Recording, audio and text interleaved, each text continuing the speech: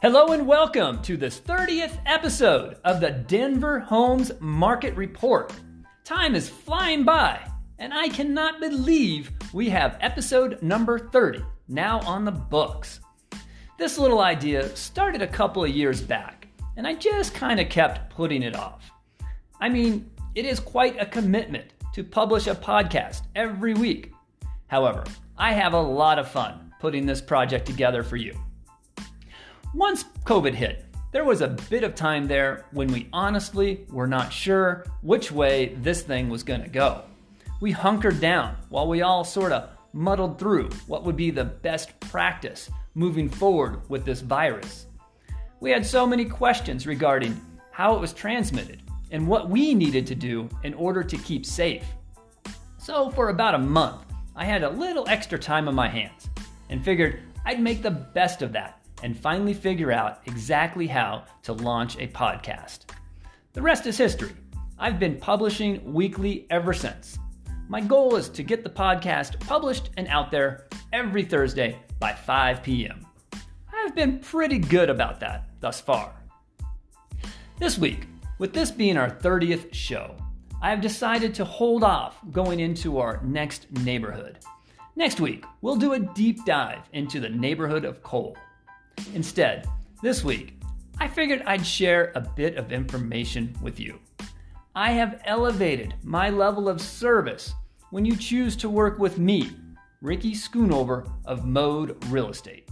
Over the past 17 years or so, I have often tried to find creative ways to help you as either a home buyer or a home seller. There are so many different situations I have come across, and I have seen many ideas come and go. I'll give you a great example. I know of a real estate company who thought it was a great idea to buy a moving truck.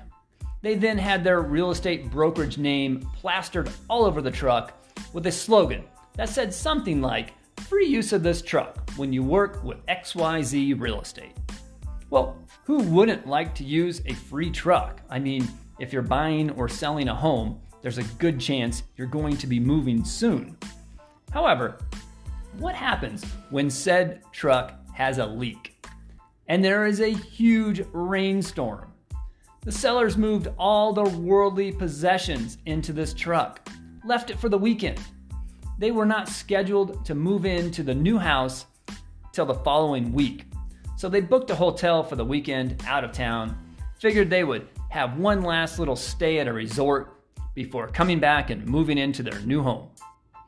Well, the truck was left out in the open all weekend with 2 days of relentless rain, basically filling up the back of the truck with water. Everything got wet. One-of-a-kind artwork, family heirlooms, a nice dining set, everything was ruined.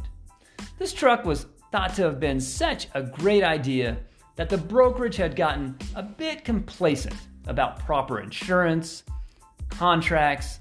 They were basically just handing keys to clients without any discussion regarding how to handle things if they didn't go as planned.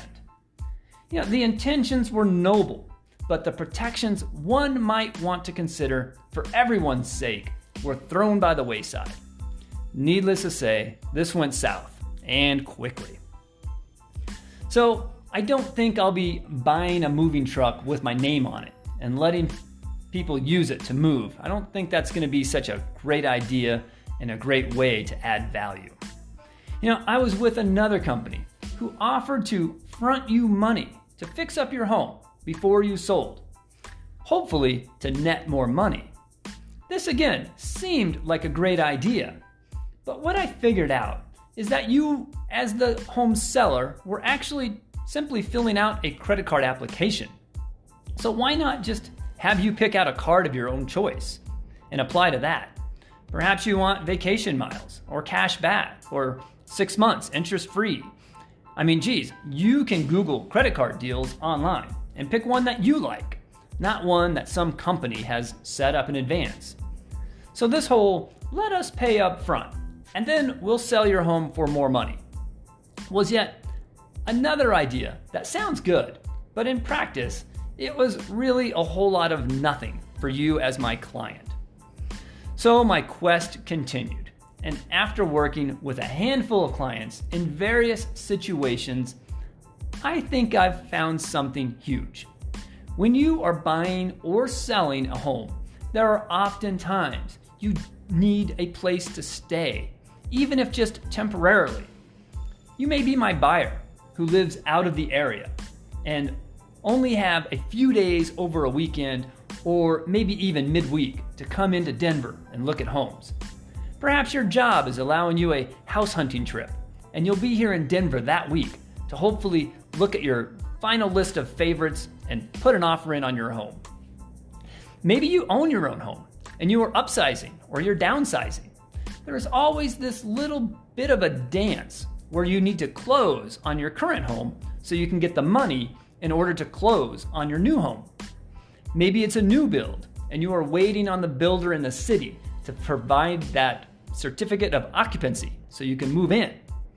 I have had another situation where my clients had pets and a grandmother living with them, and a weekend of showings were just dreaded because every couple of hours they would need to load up and get out of the house to allow the potential buyers to see the home.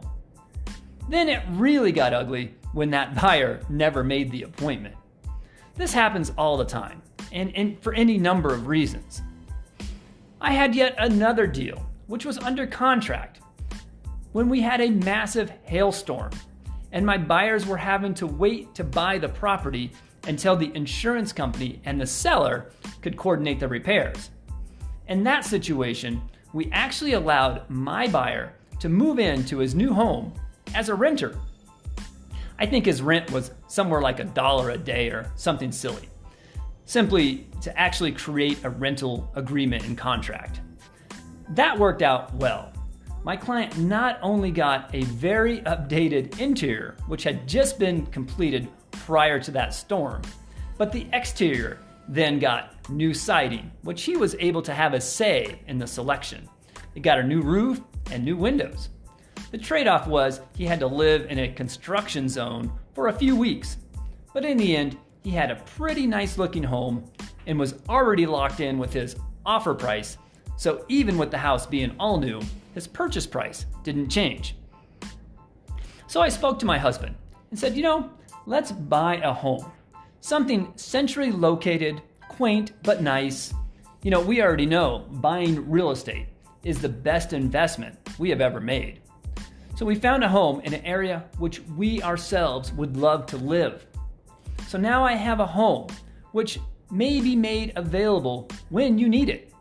We can work out an agreement based on your situation, where you may use the home for little or even no charge.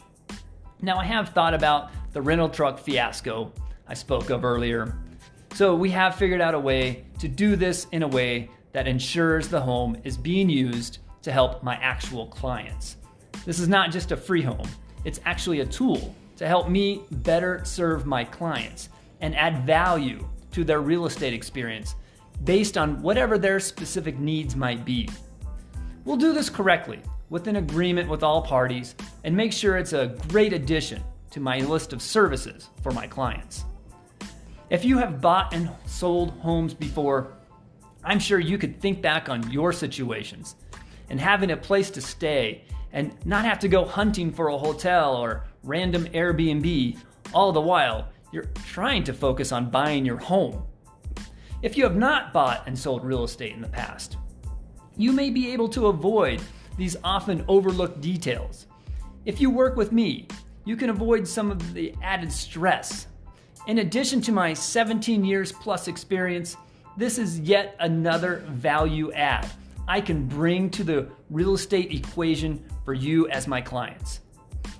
A very low cost or even free place to stay if you find yourself needing it during your process of buying and or selling your home. So if you live out of the area of Denver, you're planning on a house hunting trip, give me a call. If you currently own and are thinking of either upsizing or downsizing, I'd love to help you through that process. I will be looking for ways for you to utilize this house. There are ongoing situations perhaps ones I have not even thought of yet. We'll cross that bridge as the need arises. I have spoke to you at length about me having an extra home available to you. May be of benefit.